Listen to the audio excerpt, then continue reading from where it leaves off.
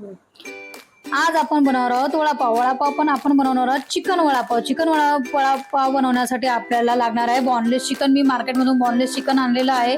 ते स्वच्छ पाण्याने धुवून घेतलं आणि त्याचे छोटे छोटे पीस केलेले आहेत, कारण की आपल्याला मिक्सरला ते वाटून घ्यायचं आहे किंवा टाईप. मिक्सरच्या भांड्यामध्ये मी कट केलेले चिकन, थोडं अद्रक, तिखटानुसार मिरची, लसूण आणि कोथिंबीर, तुम्हाला पाहिजे तर त्या हिशोबाने तुम्ही मिरची टाकू शकता. आणि त्यामध्ये मी हळद, मीठ आणि हे मी ग्राइंड करून घेतलेलं आहे चिकन आणि एका बाउलमध्ये काढून ठेवलेलं आहे. आणि त्याच्यामध्ये मी चवीसाठी थोडं अर्धा निंबू ॲड केलेला आहे. निंबूने खूप छान अशी टेस्ट येते चिकनला.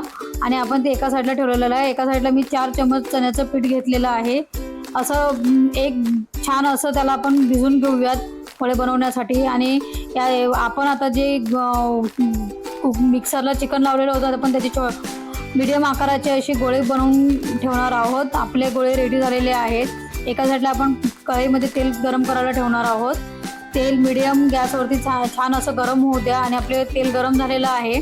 आता मी जे बनवलेले पॅटीस होते ते डीप करणार आहे चण्याच्या पिठामध्ये आणि तिच्या तेलामध्ये सोडणार आहे. आपलं छान असं तेल गरम झाल्यामुळे आता वड्यांना छान असा कलर येतोय. आणि वडे आहे ना, छान असे स्लो गॅसवरती मीडियम गॅसवरती राहून द्या, कारण की आतलं जे चिकन आहे ते छान शिजून येतं. ते छान शिजल्यामुळे त्याला छान अशी टेस्ट पण येणार आहे. छान आपला आता वडा रेडी झालेला आहे ब्राउनिश.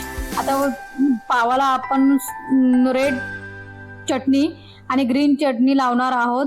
स्पायसी आणि तिखट चटणी आहे, तुम्ही बघू शकता. ग्रीन चटणी ची लिंक मी माझ्या यूट्यूबवर टाकलेली आहे, ते तुम्ही पाहू शकता. छान असा टेस्टी आणि क्रिस्पी चिकन वडापाव रेडी.